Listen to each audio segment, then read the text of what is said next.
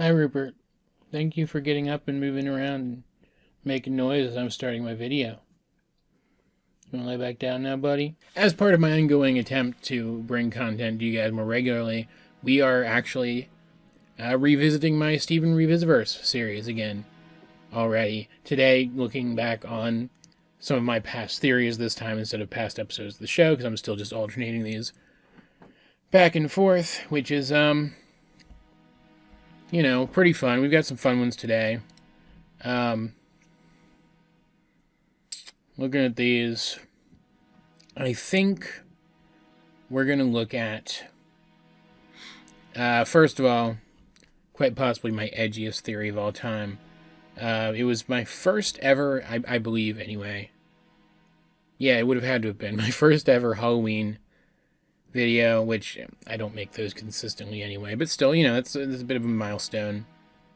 The Truth About Corrupted Gems video, which I never revisit because I tried to do a spooky voice in it, and I did some really amateur desaturation and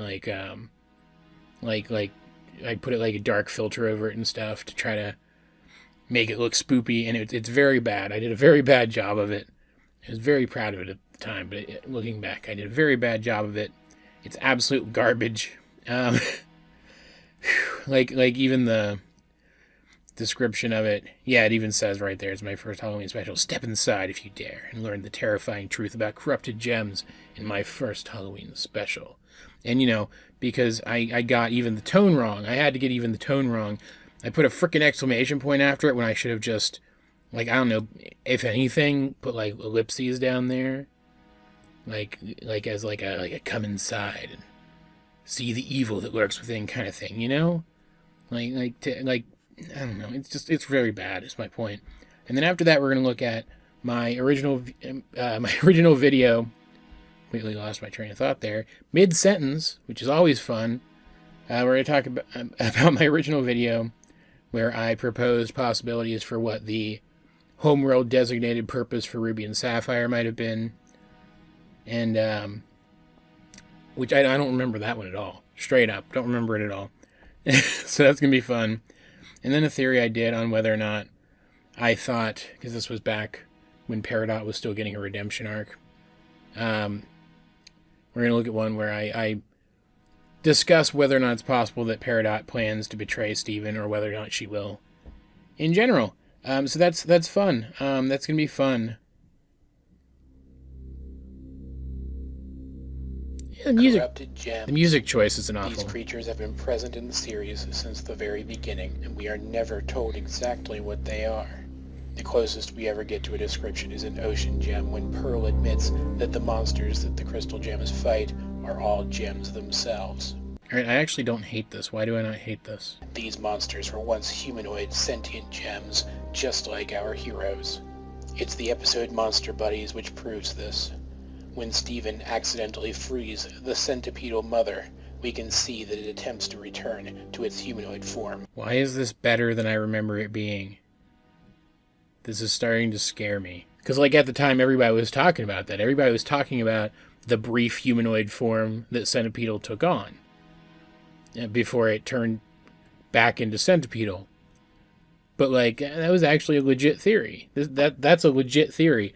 I remembered this entire video just being me bullshitting, over-the-top edgelord scary stuff. Maybe I should have revisited this video more often. Maybe it's better than I thought. To explain why, allow me to take you all on a journey through my reasoning as to how a gem becomes corrupted. Okay, and there's where the pointless edgelord shit comes in. You may think that we have never seen this process occur in the series, but I argue that we have. When Amethyst damaged her gemstone, it is obvious to me that it is damage to the gemstone that causes corruption.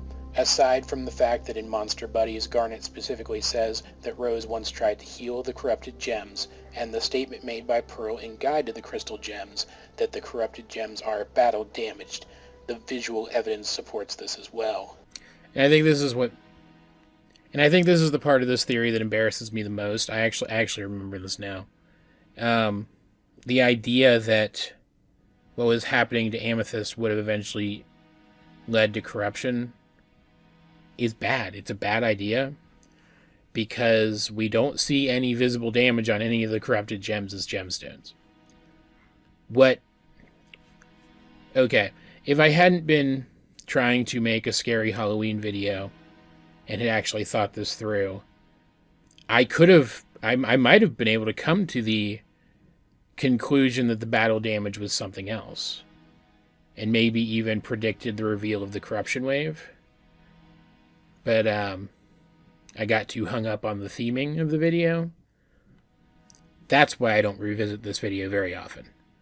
I remember now. Like, looking back at that, you can see where I was going with this. You can see how I got here, because a lot of the symptoms of having a damaged gemstone do resemble corruption.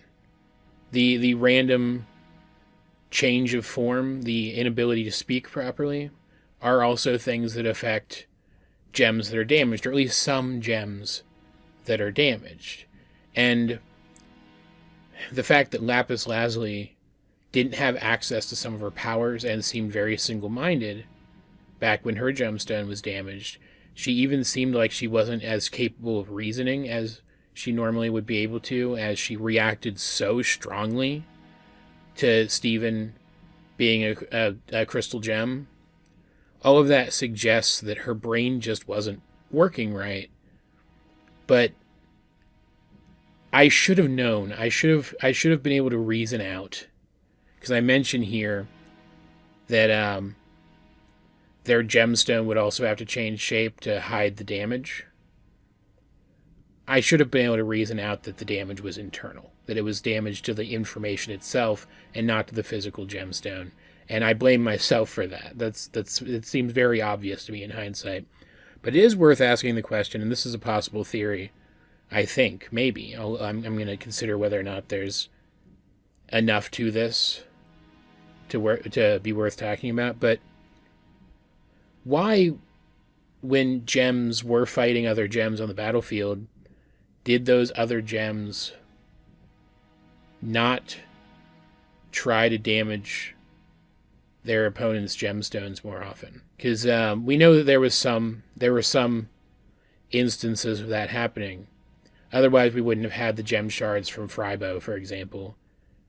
And otherwise, Rose wouldn't have had to make the healing fountain to heal gems more efficiently. But if the fighting went on for as long as it did, to the point that the diamonds had to use the corruption wave in the first place to, from their perspective, at least hopefully from their perspective, finish off the crystal gems, wouldn't it have made sense to start shattering the crystal gems each time you knocked one down? But we know that didn't happen because it's canon that Pearl let herself get poofed over and over again, taking hits for Rose. I don't know, it just doesn't make a whole lot of sense to me. Unless it was just so... what's the word I'm looking for? It was just so unheard of for anyone but a diamond to decide to shatter another gem that they just didn't even think to do it. Until I'm assuming later on in the war, once things started to get worse. Because we do hear about gems being shattered, and we do see evidence of gems being shattered. It seems like it took a lot longer for it to start happening than it actually did. So, at the very least, I did get at least one potential bit of theory fodder out of this terrible, terrible theory. I'm just going to move on. Because, again, all things considered for how early on this was in the history of my channel, production-wise, I don't think this is awful. It's not nearly as bad as I remembered it being. But the over-theming of it, I feel like I missed out on an opportunity here. I feel like this is a big missed opportunity. If I just sat down and thought about the actual contents of the theory instead of focusing so hard on trying to make the video as creepy as possible, I could have stumbled upon something really great here. And it's going to bum me out forever that didn't happen, I think. Anyway, let's move on to my Ruby and Sapphire theory. I, again, don't remember this one at all, so this should be fun. As cute as Connie and Steven, but much more mysterious, we know very little about Ruby and Sapphire outside of their appearance, basic character traits, and a few powers. In fact, we only know the weapon of one of the two, that being Ruby's. Like Garnet, Ruby summons an incredibly durable gauntlet. In fact, it's exactly like Garnet's gauntlet. Matt Burnette has said specifically that Ruby's gauntlet is just a smaller version of Garnet. And straight up, I wish I could still find that tweet, because I still get people asking me about this. Is this the video where I talk about what I think Sapphire's weapon is?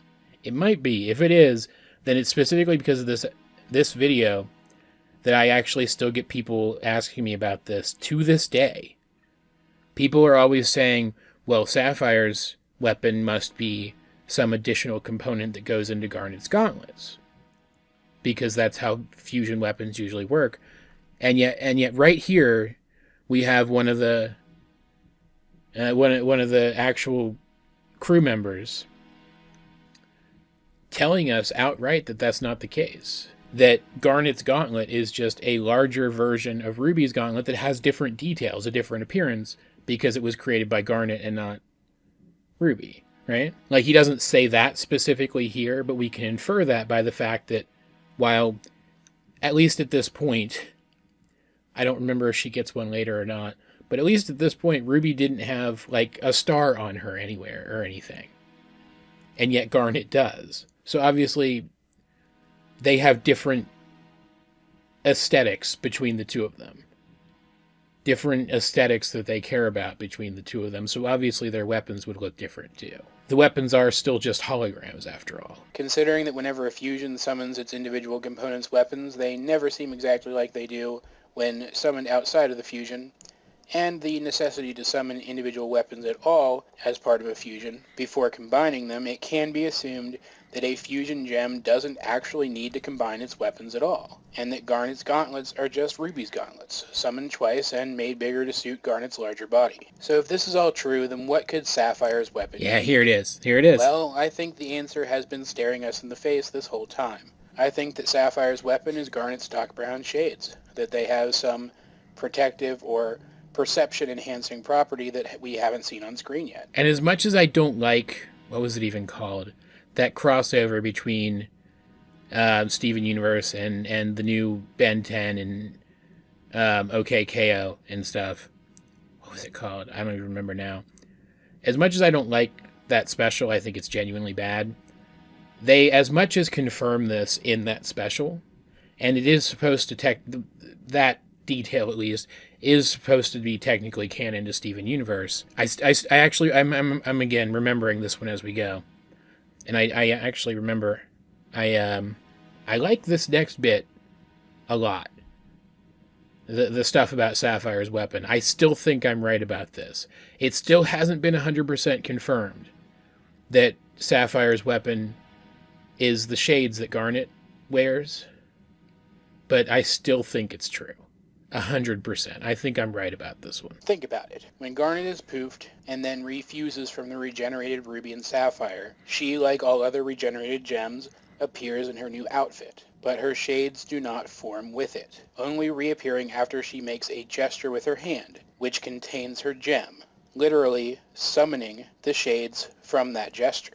And before anyone argues that the shades look different after Garnet's regeneration and must be part of her outfit, well, so do her gauntlets, and they definitely aren't. Obviously, default weapon appearance can be changed upon regeneration just like default clothing. But AJ, you ask, what does any of this have to do with the purpose of rubies and sapphires on Homeworld? Well, everything, actually. Okay, aside from the, is cute the right word, the cute reference to hitchhikers, that's a bad point. Because I'm about to surmise what the purpose of rubies and sapphires on Homeworld might be by looking at the weapons of one ruby and one sapphire, and this was well before we had any reason to think that all gems of the same type summoned weapons that were identical. I guess I could have probably approached this by saying that the tool or weapon that a fighter gem would summon would be more for fighting, and the tool or weapon that a non-combat gem might summon be for something non-combat related, like something to enhance perception. But that is not the direction that I come at this from at all. What exactly did I surmise that their purposes might be, actually? I don't even remember now. That she can raise an entire pool full of, I'm going to call it room temperature water for lack of a better term, to its boiling point in seconds. Such temperatures would be more than hot enough to soften metal or stone and reshape it. Right. I basically thought Ruby was what bismuth turned out to be. That was really wrong. Holy crap. And I think that sapphires work right alongside. Yeah. Let's consider Sapphire's powers now as well. I don't even need to watch the rest of it. I remember it now. I remember all of it. I thought they were two halves of a construction team. That they molded metal and stone, shaped it, and then used it in construction, and that Sapphire's powers were the opposite, so that she could set the stone, and that she had a perception-enhancing weapon, tool, whatever you would call it, summonable implement, so that she could, I don't remember exactly which direction I went with in the video, but like something along the lines of spot structural instability in whatever they were building, or like better determine where to lay the components or whatever. Yeah, I was really off with both of those, but at the very least I could see how I got to the conclusion that I did in this particular video. And I think the last one we're going to talk about today, like I said before, is more of a discussion than a theory, asking the question of whether or not Peridot is going to betray Steven at the end of her redemption arc, which did kind of happen. Not in exactly the way I thought it might, but it did kind of happen. So let's fire that one up too real quick, because I could probably do more. I could probably fit more in this video, but like some of the ones coming up are better better viewed together, I think, and I don't want to just skip them for this video. So let's just jump in. Well guys, it's time for another theory video, and this time I want to talk a little bit about Peridot. Peridot has become a much more prominent character in the series. That was bad editing there. Like, it means literally nothing to any of you, but that was really bad editing there. Bringing up Peridot for just like half a second before jumping right into the clip, when I could have just brought up a clip that showed Peridot. What was that? That was terrible. And with the hiatus currently going on, I feel like right now is the perfect time to speculate about the character. That has me wondering which hiatus this was. I posted this on November 19th, 2015. I'm going to go to the Steven Universe wiki and look up which episode had just come out most recently when this was posted. I think that could be pertinent to my thought process here. Okay, so it looks like the most recent episode we had gotten was Too Far, which makes sense because I'm using clips from it in this particular video. Interesting. Yeah, that would have been... Yeah, after Peridot had kind of become part of the group but still hadn't been redeemed yet. Makes sense. That makes sense. Okay. Just thought it was worth double checking that. Let's get back to this. Based on what we know about Homeworld, it's very possible that Steven has offered Peridot the only genuine, unselfish kindness that she's ever known. That's why I question whether or not Peridot will betray Steven.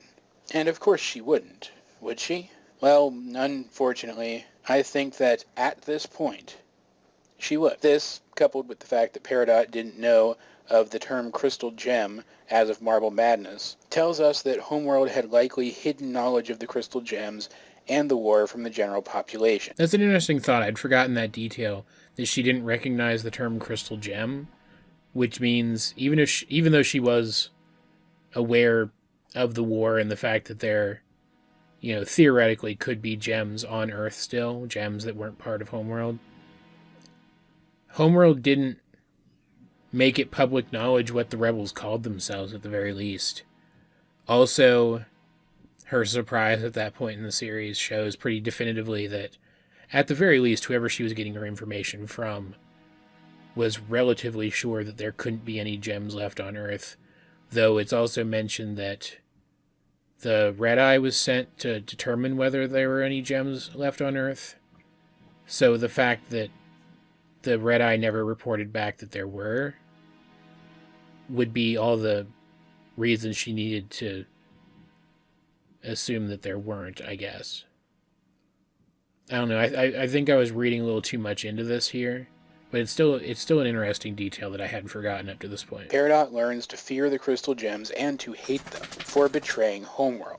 And she never gives any more specifics than that. She seems to have been told that the crystal gems betrayed Homeworld, but given no details as to why or in what way. I mean, yeah, that's actually a good point, too. That actually kind of supports that idea that while she did know that there was some sort of rebellion, she didn't know any of the specific details of it. Which is interesting, because we never actually... The show never really comes back to this idea. Like her hatred of the crystal gems at first was very blind. As if she had been propagandized to. But we never really come back to that much in the show. Like, it's just kind of a given that Homeworld propagandizes its people, but it's never actually explored more. Kind of wish it had been now, actually. All over again, because I'm sure at some point I wished that it had been explored more prior to this, right? Even when Jasper expresses the importance of Rose's continued existence, as Jasper at the time thought that Stephen was Rose Quartz, Peridot doesn't seem to understand the severity of the situation, suggesting that she doesn't even know who Rose was or what she did. That's an interesting point, too. Do we ever... I don't remember, actually. Do we ever get confirmation anywhere that...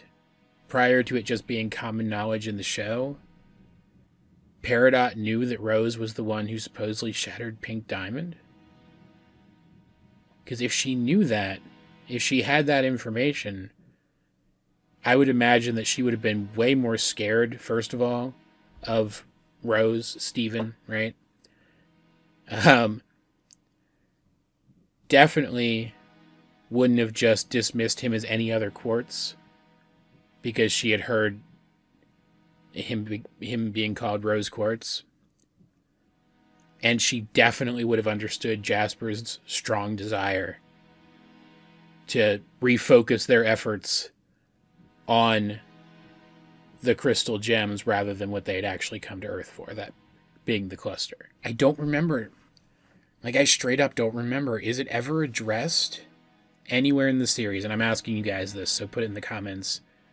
If I'm forgetting something important here, some important detail. Is it ever confirmed anywhere in the series how much knowledge Peridot had of the war prior to just becoming part of the group and essentially knowing everything they know?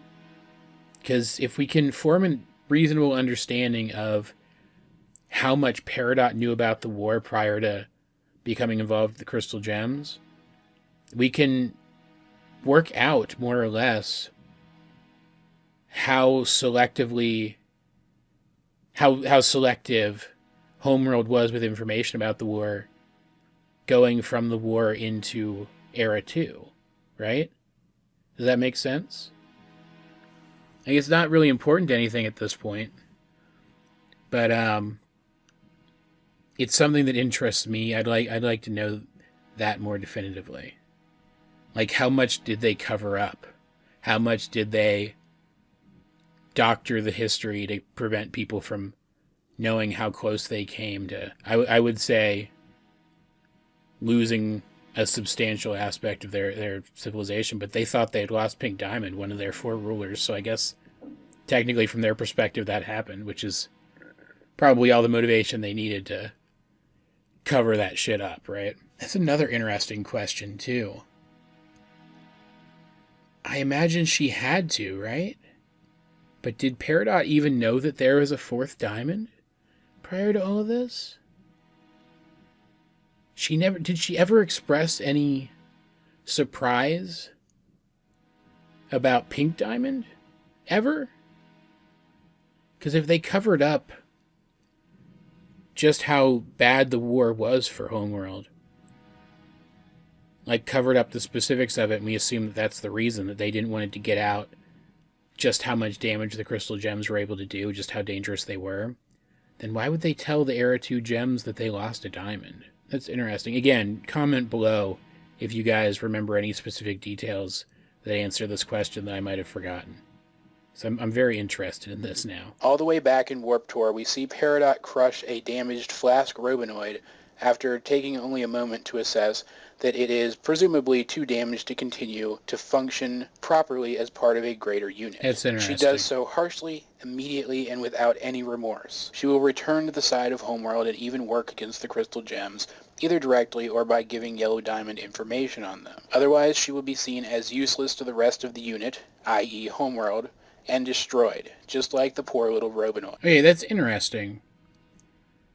Back at the time, I interpreted some of these details as things that would contribute to Peridot choosing, at least for a while, to go back to Yellow Diamond. I was still working from the assumption back then that Yellow Diamond was going to physically come to Earth, which didn't end up happening, at least at that point in the show. So, that might have colored my thought process a little bit, but actually looking back at some of these details, I think they were actually there to explain Peridot's redemption a little bit. Like, I interpreted some of her behavior as her learning lessons slowly, but looking back on some of her character-defining episodes, I think maybe she was a little more willing to learn than I gave her credit for at the time. Because if you look at things from the perspective of Peridot being someone who is raised within a society that casts away anyone who can't fill their specific role, but then you also take her character development and her growth at face value and accept that she was growing and changing over time, her making a desperate plea to Yellow Diamond to save the Earth because it has value makes a lot more sense. She didn't want to give up on the society that had created and raised her completely, but at the same time she didn't want to betray her friends. So she was looking for a way for the two sides to rectify this conflict with one another.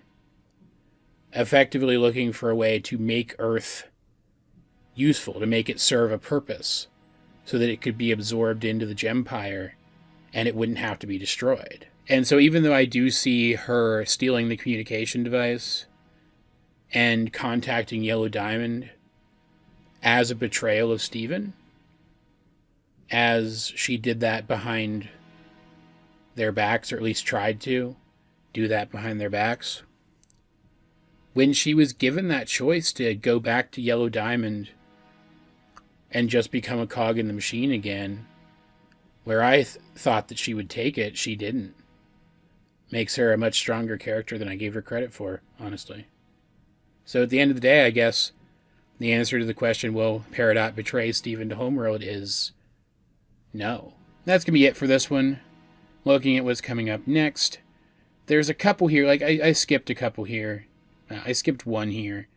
I skipped one of my timelines, because those aren't really theories. I've talked about this in past Revisi-Verse episodes. I see a couple here that we might skip, or at least skip through.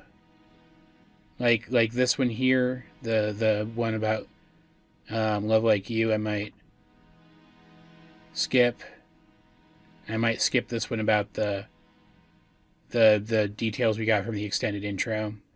But there's a couple of interesting ones here, especially we're coming up on my conspiracy theory series, which are very cheesy, but I like them a lot. And I say a lot of really stupid shit in them. So those will be really fun to revisit. Yeah, I'm going to have to decide how to do this, because there's some other ones spaced between them. Maybe I'll just cover all three of them at once. I'm also really excited because we're coming up on my video detailing why it's absolutely impossible that rose quartz is pink diamond, based on the visual evidence. A theory that, despite everything that happened regarding that particular detail in the show, I still think is correct. I still think, based entirely on the visual evidence, rose cannot be pink diamond. And we're talking about visual evidence that is consistent from episode to episode in the show, not stuff that they fudge via the loosey-goosey animation style that Steven Universe is known for. But that's a subject for a different video, and might even end up taking up an entire Revisi-Verse episode entirely on its own. I don't know yet. We'll have to see. Because, man, I've said a lot of it before, but I have a lot of things to say about that particular detail and how I just don't think it works in the show as well as the crew wanted it to. But again, we will cross that bridge when we get to it. In the meantime, I have a couple of ideas for, if not theory videos, then maybe discussion videos that I pulled from this one, but nothing really super great. Like, I didn't pull a lot of new ideas from any of these. I was reminded of some details that I'd forgot, which is good. Details that I'm not being reminded of right now in my revisits of individual episodes, because I'm not this far into the series yet with that. And I do have an idea that I pulled from some recent episodes for a theory. If you guys haven't watched the last Revisi-Verse episode, you definitely should, because I talk about it a little bit there.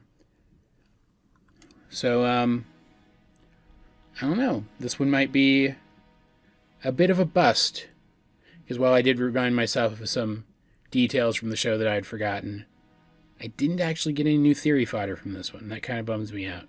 But we'll see. We'll see where the ideas that I reminded myself of in this one take me in the future.